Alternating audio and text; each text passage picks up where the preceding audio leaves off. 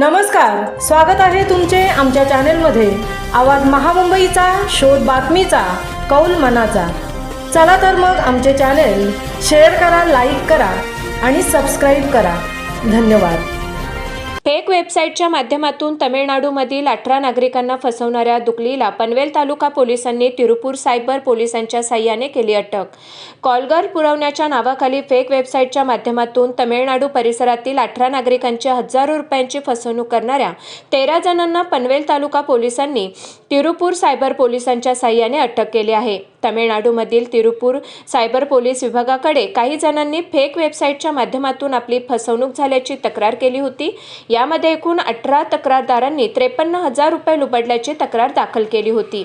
या तक्रारीच्या आधारे तिरुपूर सायबर पोलीस ठाण्याचे पोलीस उपनिरीक्षक सय्यद रफिक सिकंदर व महिला उपनिरीक्षक कनक वल्ली व त्यांचे पथक तांत्रिक तपासाच्या आधारे शोध घेत असताना अशा प्रकारच्या गुन्ह्यासंदर्भात पॉंडिचेरी व कोइंबतूर येथे 2 जणांना अटक झाली असून ते सध्या पुन्हा ॲक्टिव्ह झाले असल्याची माहिती त्यांना मिळाली।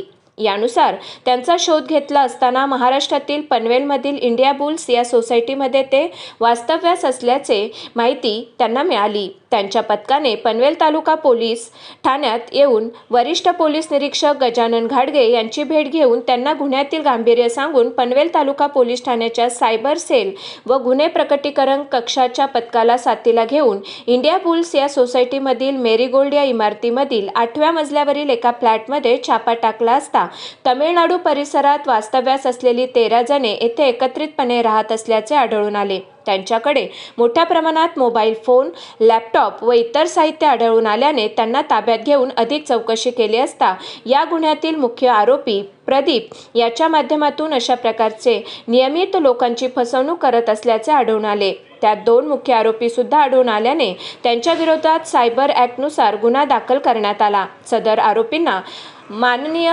न्यायालयाच्या आदेशानुसार तिरुपूर सायबर पोलिसांच्या ताब्यात देण्यात आले। कोर्टाच्या आदेशानुसार आपली घरे भाड्याने देताना घरमालकाने जागरूक राहावे तसेच त्यांची नोंद जवळच्या पोलीस ठाण्यात करावी।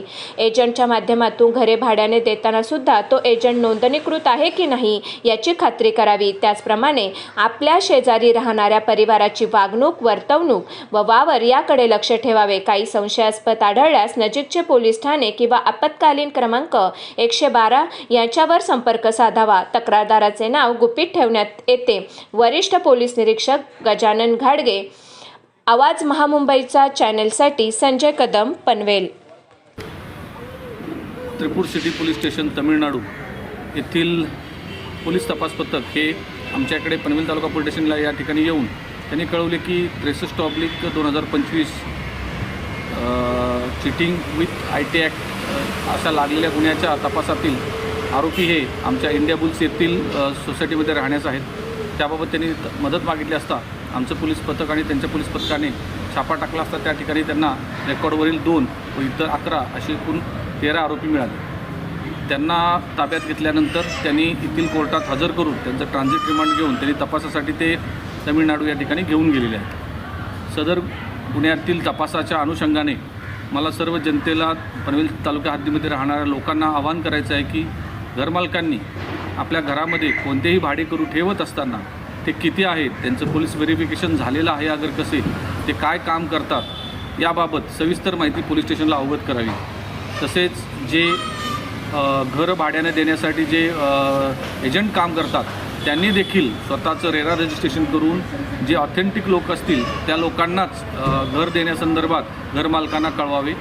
कोणत्याही ठिकाणी एखाद्या फ्लॅटमध्ये 2, 3, 4, 5 किंवा त्यापेक्षाही जास्त अनोळखी व्यक्ती राहत असतील आणि त्यांचं वागणं आणि वावरणं संशयास्पद असेल तर तात्काळ पोलीस स्टेशनला अवगत करावे। तसेच अशा प्रकारे आपल्या आजूबाजूच्या फ्लॅटमध्ये किंवा आपल्या आजूबाजूच्या घरामध्ये कोणतंही बेकायदेशीर, अनैतिक अगर कोणतंही नशायुक्त किंवा असं वावगं कृत्य आढळत असेल तर त्याबाबत तात्काळ पोलीस स्टेशनला अवगत करावे।